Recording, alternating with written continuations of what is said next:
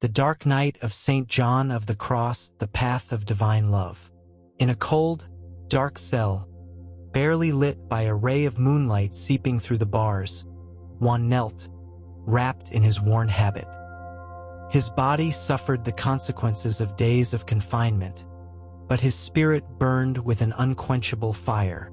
Outside, the monastery of Toledo slept in silence, unaware of the torment of the imprisoned friar. His own Carmelite brothers had condemned him for defying established norms, but Juan saw no injustice in his suffering. Rather, he saw it as a test. Deep within, a voice whispered gently, "If the grain of wheat does not fall to the ground and die, it remains alone. But if it dies, it produces much fruit."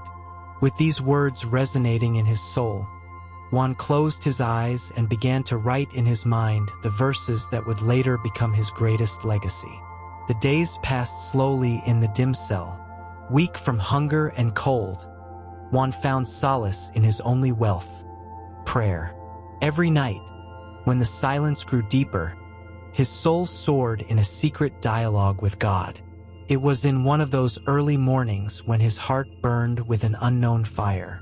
An invisible but palpable light enveloped his being, and from his lips came a verse that seemed dictated by heaven itself. "O night, that guided, O night, more lovely than the dawn, O night that united, the beloved with the lover transformed in the beloved." He wrote in the darkness, engraving each word in his memory as if they were flashes of divine love. His body was imprisoned, but his soul flew free in the mystery of union with God. However, he knew he could not remain there forever. A certainty began to grow within him. He had to escape, not out of fear or desperation, but because he still had a mission to fulfill. And so, with each passing day, his mind was not only occupied with contemplation but also with preparing for his escape. Juan ran until his strength was exhausted.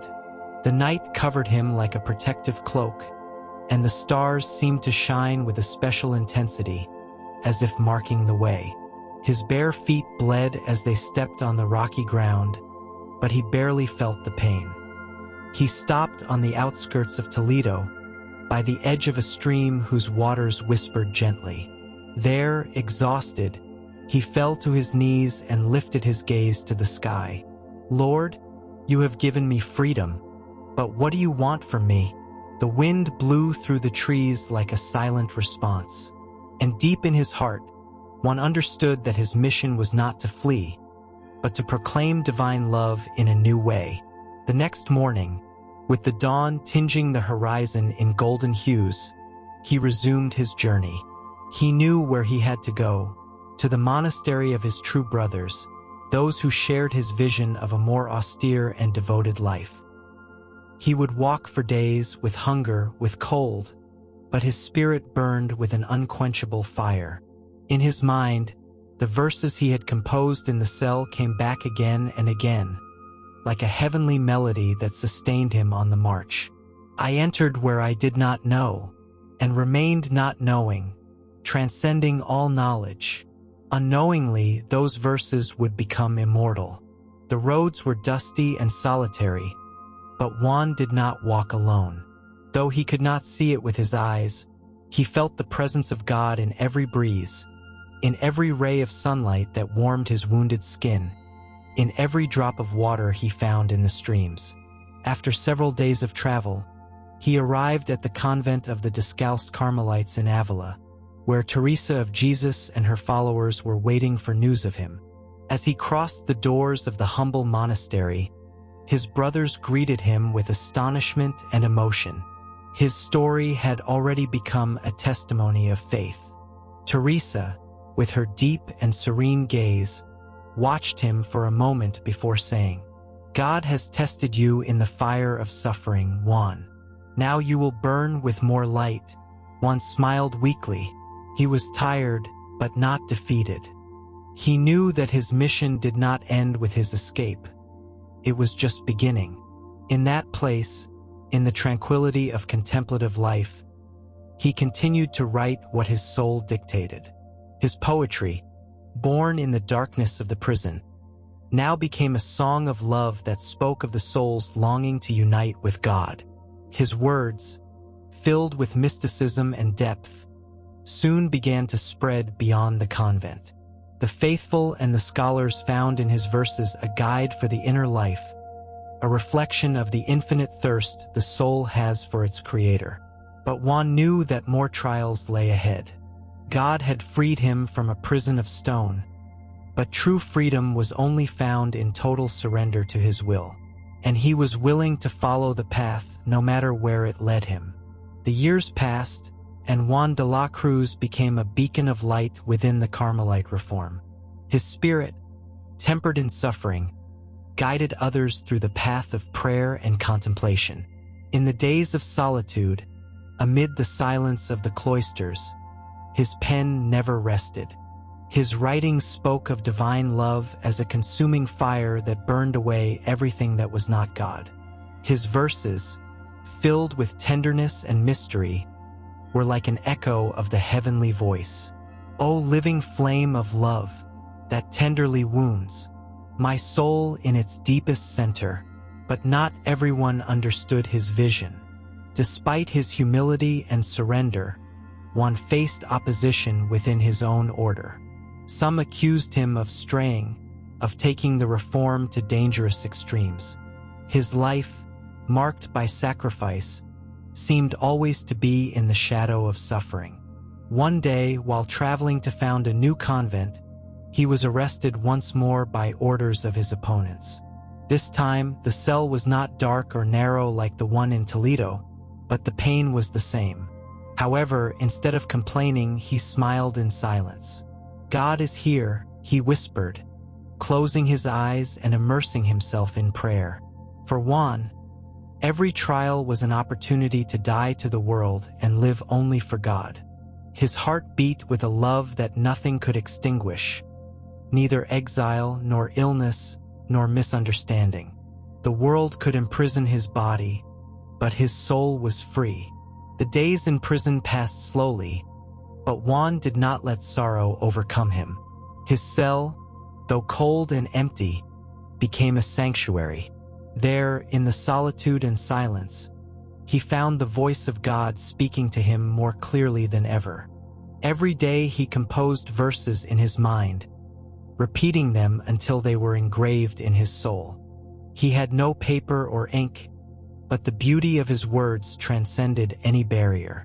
He knew that, sooner or later, these poems would find their way to the world. One night, in the depth of his prayer, he felt a certainty. His mission on earth was coming to an end. He feared nothing anymore, for he had learned that the true meaning of life was to surrender completely to God. Finally, his captors decided to release him, not out of mercy, but because his frail health made them fear he would die in prison. He was transferred to Ubeda, where the friars received him with compassion, but also with distrust. His body was weak, consumed by suffering, but his spirit shone with an unshakable peace. As his health deteriorated, Juan spent more time in prayer, preparing for the final encounter with his beloved. His last days were marked by humility and gratitude. He was not afraid of death. On the contrary, he saw it as the culmination of his journey, the moment when he would finally unite with God in eternal love. In the twilight of life, we will be judged in love, he whispered one day, with a serene smile on his face. The friars surrounding him could not contain their tears. They knew he would soon depart, but they also understood that his legacy would never die. On December 14, 1591, in the humble cell of the Ubeda monastery, Juan de la Cruz felt that his time had come. The cold of the night filtered through the stone walls, but he felt neither fear nor pain. Inside him, only peace reigned. The friars gathered around him, praying softly. The dim light of a candle illuminated his serene face. His eyes, already tired, reflected a joy that no one could fully understand. "What more could I wish for?" he murmured in a weak voice. "At last, I will see the face of my beloved." His last words were a silent prayer, a final sigh of love. At that moment, his soul gently detached from his body and soared into eternity. The small room was left in profound silence. But it was not a silence of death, but of fulfillment, of mystery, of glory. The friars, moved, understood that they had not lost Juan. On the contrary, he had reached true life, the life he had longed for in his poems and mystical visions. Soon after, his writings began to spread throughout Spain and beyond. His verses, born of suffering and contemplation, touched hearts and transformed lives. His dark night, his spiritual canticle, his living flame of love were not just poetry, but the echo of a soul that had loved God to the extreme. And so, although his body rested on earth, his voice continued to resonate throughout the centuries. Because true love, divine love, never dies. The days following Juan de la Cruz's death were marked by awe and devotion. The friars who had shared his last moments told how his face, even after death, reflected an ineffable peace. Soon, the news spread throughout the Carmelite order and beyond. Juan's writings began to be copied and read with special devotion. Men and women from all over found in his verses a reflection of their own spiritual quest. His poetry was not just literature, but a guide for the soul that yearns for union with God. The Ubeda Monastery became a place of pilgrimage. Many came not only to pray by his tomb but also to meditate on his teachings. His words, born of suffering and contemplation, became a beacon of light for those who traversed their own dark night. The superiors of the order, who had once been his greatest opponents, eventually recognized the greatness of his legacy. His writings were studied and venerated, and his example of humility, sacrifice, and love for God was etched into the memory of generations. But beyond honors and recognition, the true legacy of Juan de la Cruz lived in the hearts of those who, upon reading his verses, felt a flame ignite within them. For the love he sang of, the divine love that transforms all, continued to burn in every soul that allowed itself to be touched by his message. Years later, the Church recognized the greatness of Juan de la Cruz. He was beatified in 1675 and canonized in 1726. Later, in 1926, he was given the title of Doctor of the Church, a recognition of the spiritual and theological depth of his writings. However, beyond titles and honors, his true legacy lived in every soul that dared to walk the path of divine love. His verses, written in the solitude of a cell and in the silence of contemplation, continued to resonate in the hearts of those thirsty for God. Where there is no love, put love, and you will draw out love. Centuries later, his spiritual canticle and his dark night continue to illuminate those who seek God amid difficulties. His teachings did not remain in the past. They live on in every soul that, in its own desert, discovers that only divine love can fill the void of the human heart. For Juan de la Cruz was not just a poet, nor just a mystic, nor just a saint.